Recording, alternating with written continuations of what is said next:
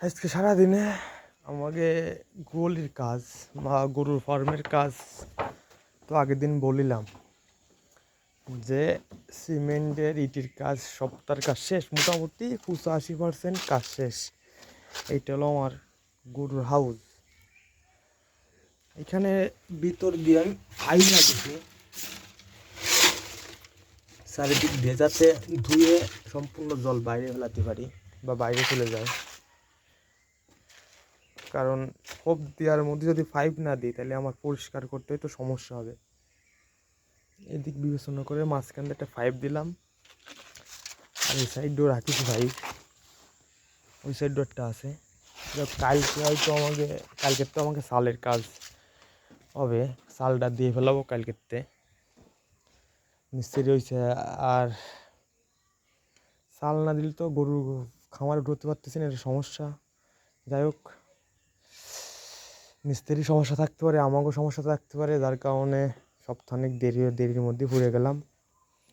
এখন যত সম্ভব হয়তো আমরা তাড়াতাড়ি গরু উঠাই ফেলবো চালটা দিলে। আর বাকি এখানে একটা গ্রিল বাঁধ আছে, এই গ্রিলটা দিতে হবে দরজায়। গ্রিলটা দিলে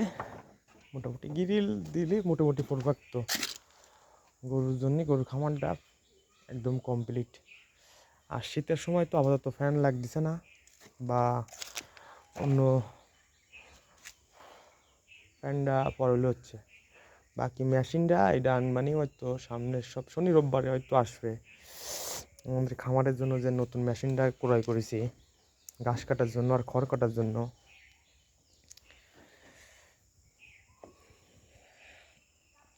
এলো আমাকে মূল আমার গরুর খামার।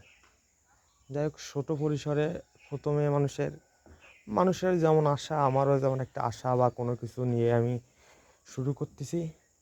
দেখা যাক এখন আমরা কোন পর্যন্ত পৌঁছতে পারি।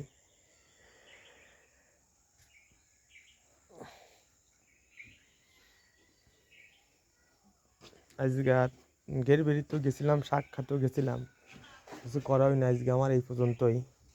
কালকে সকালে মিস্ত্রি আসবে, মিস্ত্রি আসার পর হলো আমার সালের কাজ শুরু হবে।